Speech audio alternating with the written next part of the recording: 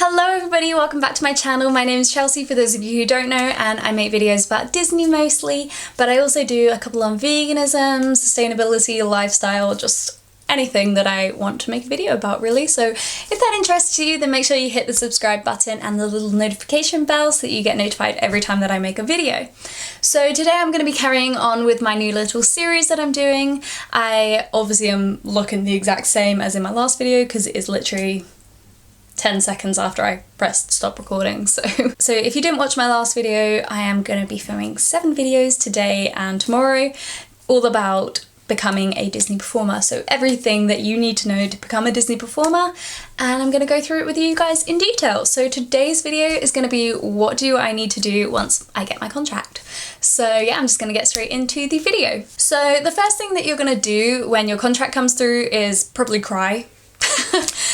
Or be very, very excited, like, oh my gosh, I got my contract, I'm so happy.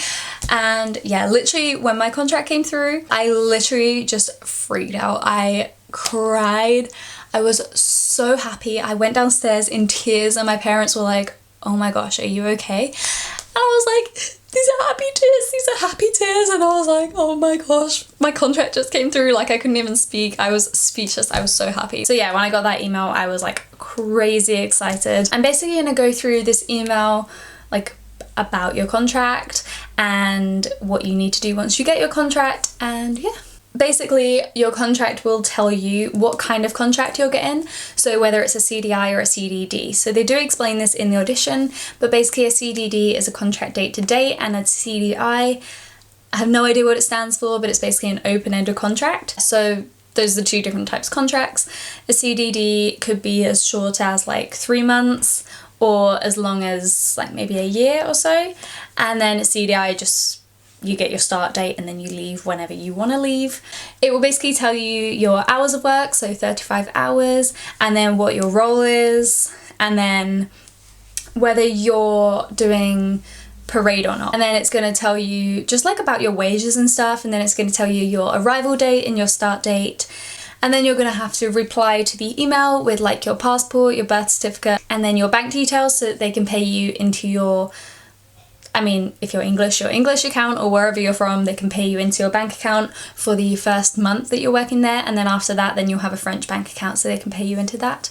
Obviously, I think if you're on like a really short contract, then there's no point in opening a bank account, but yeah, that's why they ask for your bank details, because they do need a bank to pay you into for your first month. So obviously you're going to reply saying, yes, oh my gosh, thank you so much, I accept this contract, and then send off all your information. So that's your contract. And then a couple of days after you get your contract sent through, you'll get an email from the housing people.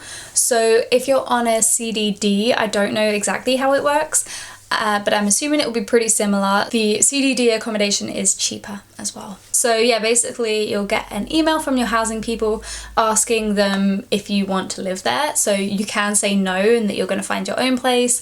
But I mean, obviously I needed somewhere to live and I did not know how to find my own place in France. I didn't even know that was an option really. I just assumed that everyone stayed in these accommodations. And then you're going to get your actual contract through. So originally when they offer you the contract, it's like, it's not a real contract. And then they'll send you through the real contract and you can sign it electronically. And then you're going to want to book your travel there. So you need to figure out if you want to fly, if you want to take the Eurostar, you can take the bus if you want, but Disney do pay for your travel over there, so don't worry about taking the bus to make it cheap because they will reimburse you, or at least they say they will. I don't know if I ever actually got reimbursed. I did put in my receipt, but I never noticed it on my payslip or in my wages that I actually got reimbursed. I don't think they did in the end, but it's all in French, so I couldn't figure it out. And I tried to go and speak to them, but they were French, and I just thought, you know what, it's fine. It's fine. If I didn't get it, I didn't get it. It's annoying, but yeah, they should reimburse you your travel there. So yeah, don't worry about trying to take the bus basically. I got the Eurostar because then I could take more luggage, but obviously if you don't live near London then it's probably going to be easier for you to take a flight. So for the accommodation, the CDDs are normally in one place and the CDIs are normally in another. So there's 2 main places that they'll place you on a CDD contract. They normally have a single bed, and in one of them you might be placed there like temporarily if you're on a CDI contract until a room becomes available for you to move into.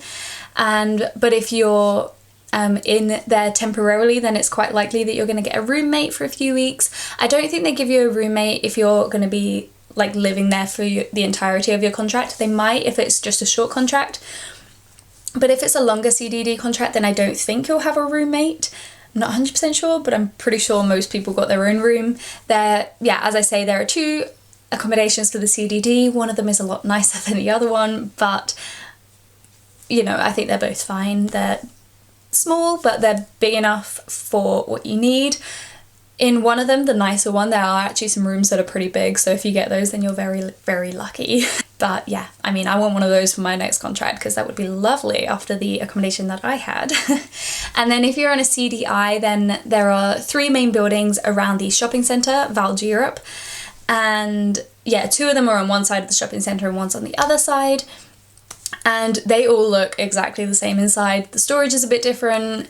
2 of them are a lot nicer than the other one, which unfortunately I was in the not so nice one, the one that does not have a lift in the accommodation, and just like, it's a bit outdated. They did update the windows while I was there. They gave us a new lock, so instead of like a key card, it was like a turny key, which is a lot better because you can close your door without locking you out, whereas before you had to remember your key, and if you forgot your key then you had to pay like €100 just to be let back in your room. I think that's if it was out of office hours though, so if it was like before 6 o'clock then you're fine, but if it's like 7 p.m. and you lock yourself out your room, you've got to pay €100. Like, that's crazy. I did make a video, I will link it up in the corner, all about the accommodation. I did a room tour while I was there, and then I explained my issues that I had with the room, and so what you should be looking out for when you get there, because I didn't even stay in my room on the first night. I actually stayed with a girl from my formation, so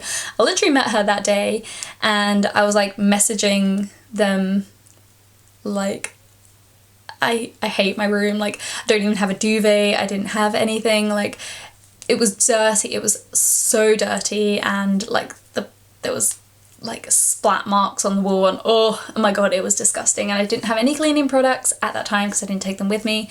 I didn't have a duvet, and they hadn't provided one even though they should.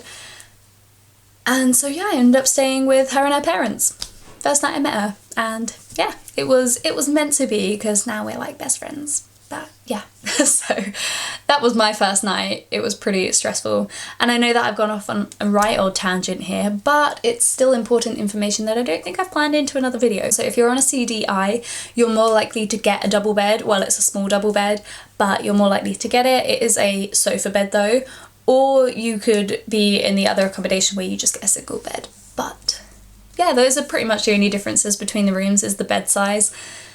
I think the rooms are the exact same size, and you get all the same sort of equipment with your room, which I'm going to go through with you in the next video. Do bear in mind that once your contract comes through, you might only have 1 week to move out there. So yeah, so just bear that in mind, that you might need to get everything sorted really quickly. It could be that they give you like a couple of months notice. I had 3 weeks. So I did my audition on the 12th of April. I got my contract through a week later. And then 3 weeks after that, I moved to Disneyland on the 16th of May. So that's how quickly it happened for me. It was literally a month after the audition and I was there. So yeah, just bear that in mind as well when it comes to like packing and everything, that you might have to do it quite quickly. So yeah, that's pretty much it for this video. So the next video in this series is going to be what to pack and budgeting. Thank you so much for watching. Give this video a thumbs up if you enjoyed it and if it helped you out. And I'll see you in my next video.